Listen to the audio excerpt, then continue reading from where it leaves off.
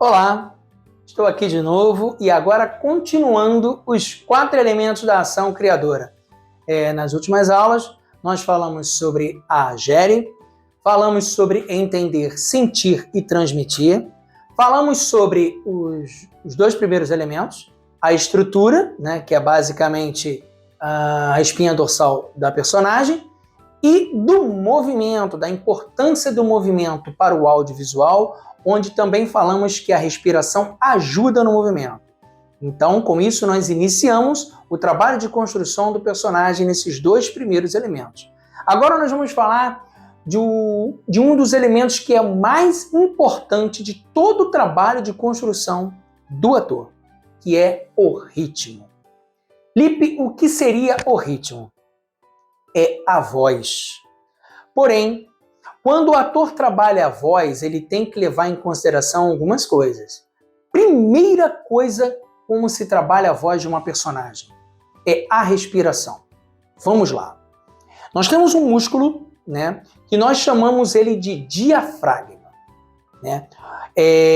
Geralmente, quando nós nascemos, todo bebê, né, todo recém-nascido, ele respira corretamente pelo diafragma, tá? Ele respira corretamente. Mas com o passar do tempo, dos anos, nós começamos a nos misturar com o cotidiano, acabamos esquecendo e mudamos a forma de respirar.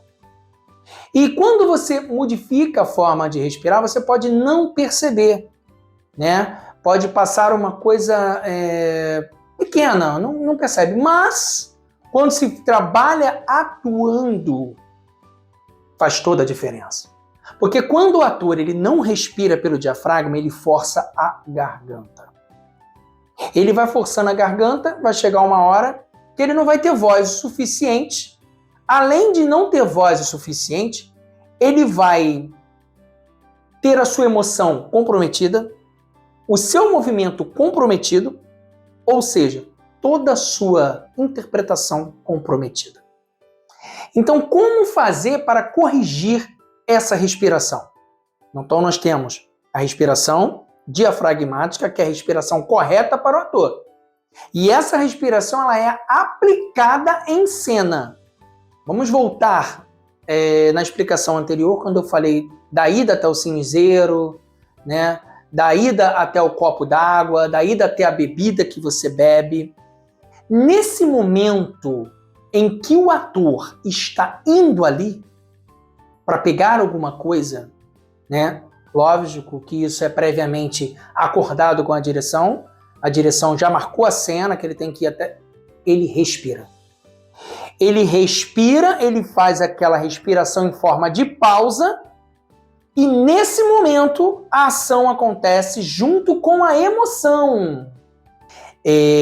Então, nesse sentido, quando o ator respira em cena sugerindo uma determinada pausa pelo diafragma, automaticamente a emoção da cena ela é encaixada.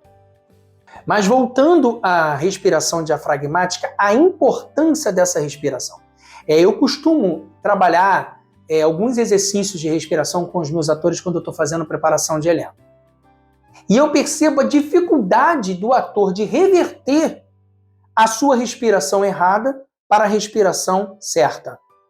Mas, Lipe, isso fica visível tanto no teatro quanto no audiovisual. Porque, como eu falei no início da aula, o ritmo, a voz, a face, a expressão fisionômica, a expressão facial, o seu corpo, tudo isso depende da respiração. E se você respirar errado, a cena fica ruim. Eu sempre falo isso, é tão insuportável como dor de dente, porque a interpretação fica ruim, fica fraca. Entende? E em determinado caso o ator perde até a voz mesmo, ele chega a ficar rouco em cena. Então, a respiração, ela é hoje um dos elementos mais importantes para a atuação. Por isso que ela faz parte do ritmo. Eu vou falar sobre a inflexão, que é uma forma de você colocar a sua voz elegante, é uma forma de você colocar a sua voz encaixada corretamente, sem você precisar fazer a mesma coisa, sem que a sua fala fique uma mesmice. Eu vou citar um exemplo simples aqui, tá? Você vai à minha casa hoje? Não existe nada de belo nessa frase, não existe nada de arte nessa frase.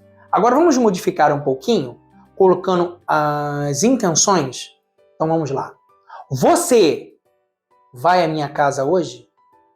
Eu fiz a mesma pergunta. Porém, eu coloquei uma palavra de valor na palavra você. As palavras de valor, elas precisam ser trabalhadas no texto de acordo com o estudo do ator. Isso não precisa ser previamente acordado com ninguém. A única coisa que o ator precisa respeitar são as pontuações, tá? Existem alguns autores que não permitem que você modifique as falas, outros não ligam. O diretor, de repente, se ele for aberto a você colocar cacos, a você colocar ganchos, não tem problema. Não, se ele for um diretor que não permite, não ouse fazer, porque ele não vai aceitar. E a hierarquia, ela precisa ser respeitada no audiovisual, tá bom? Porque a obra é do diretor, deixando claro isso para vocês, tá? Então vamos lá. Eu vou acrescentar agora um caco a essa mesma fala. Fulano, você vai à minha casa hoje? A palavra de valor passou a ser o fulano. Agora eu posso acrescentar a mesma inflexão, o mesmo caco, com a palavra de valor de forma diferente. Fulano vai à minha casa hoje? Fulano, você vai à minha casa hoje? Vocês percebem que foram 3 entonações diferentes, 3 inflexões diferentes e eu ainda acrescentei o nome do personagem com o qual eu estou contracenando. Isso é a arte de dizer. Para que a arte de dizer seja correta, eu preciso respeitar a respiração diafragmática, a pontuação, tá? Eu preciso respeitar a entonação da minha voz, eu preciso respeitar a inflexão e o sentido da fala. Eu não posso simplesmente dar um sentido que não existe. A fala. Se o objetivo da cena é eu perguntar à pessoa que está contracenando comigo se ele vai à minha casa, eu posso colocar vários sentimentos a essa fala, respeitando a pontuação que é de pergunta, é uma interrogação, abrilhantando a cena. Então uma cena que, uma frase que é pequena, ela se transforma em algo lindo, bem feito, natural e orgânico. Então isso é a arte de dizer. E essa arte de dizer está no elemento ritmo. Vamos esmiuçar um pouco mais sobre a respiração diafragmática. Como disse, aqui é o diafragma, é o músculo que a gente utiliza. Então quando você respira, você estufa a barriga. Você pode fazer um exercício.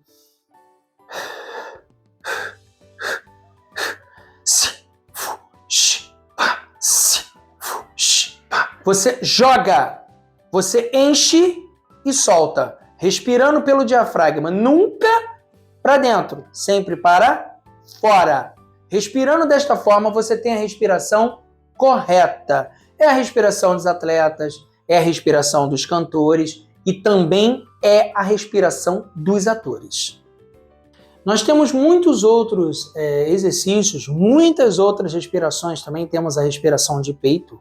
Para quem não sabe, ela não é usada em todas as cenas. Como eu falei, a diafragmática é a mais usada e a mais adequada. Porém, em algumas cenas, principalmente no audiovisual, em que a gente precisa demonstrar muita tensão, tá? Certo desespero, a gente utiliza a respiração de peito, tá? A respiração de peito.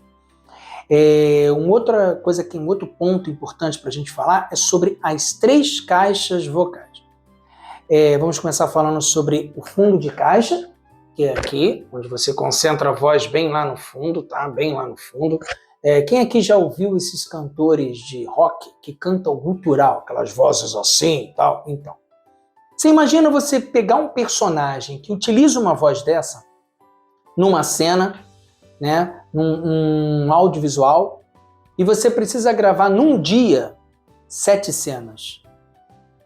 Sem a respiração adequada, o que vai acontecer? Você não vai conseguir gravar nem 2. Você vai ficar rouco. Vai perder completamente a voz, o domínio vocal, aí acabou o personagem. A frente de caixa é o mais usado no audiovisual, tá? É a frente de caixa, porque se você parar para ver nas novelas, né, vamos falar das novelas, que é onde o pessoal mais tem referência. A maioria dos atores, né, mais do que a metade, utiliza a frente de caixa e a sua voz normal, com exceção daqueles que têm os personagens mais caracterizados, mais fantásticos, ou se de repente é um velho, enfim. Aí você maqueia um pouco mais a voz utilizando qualquer uma das 3 caixas. Tá? Então essa frente de caixa é o mais utilizado ao audiovisual, porque é onde a gente utiliza a nossa própria voz. A nossa própria voz ela está aqui, ó, na frente de caixa. Tá bom? Meio de caixa é uma voz que você pode utilizar um meio termo, tá? Se você quer fazer uma voz um pouco mais romântica, uma coisa mais fechada, você trabalha o meio termo entre a frente de caixa e o fundo de caixa. Tem uma voz um pouco mais trabalhada. Repara que não é o gutural, mas também não é a frente de caixa, é uma voz um pouco mais contida, entendeu? Dependendo da sua construção, também pode utilizar essa voz, essa caixa, entendeu? E tô batendo de novo na tecla da respiração. Todas essas 3 caixas que eu utilizei para vocês, eu trabalhei a respiração. Então, como eu já disse anteriormente, uma outra respiração utilizada é a de peito, respiração peitoral, tá? Eu vou dar um exemplo, tá, para vocês verem. Estou respirando pelo diafragma, minha forma normal, como eu falo. Agora eu quero respirar pelo peito, concentrar a respiração no peito.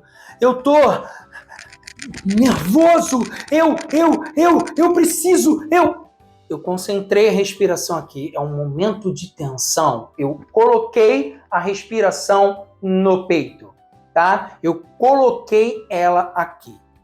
Agora, como é que a gente utiliza essas caixas pela voz de cabeça?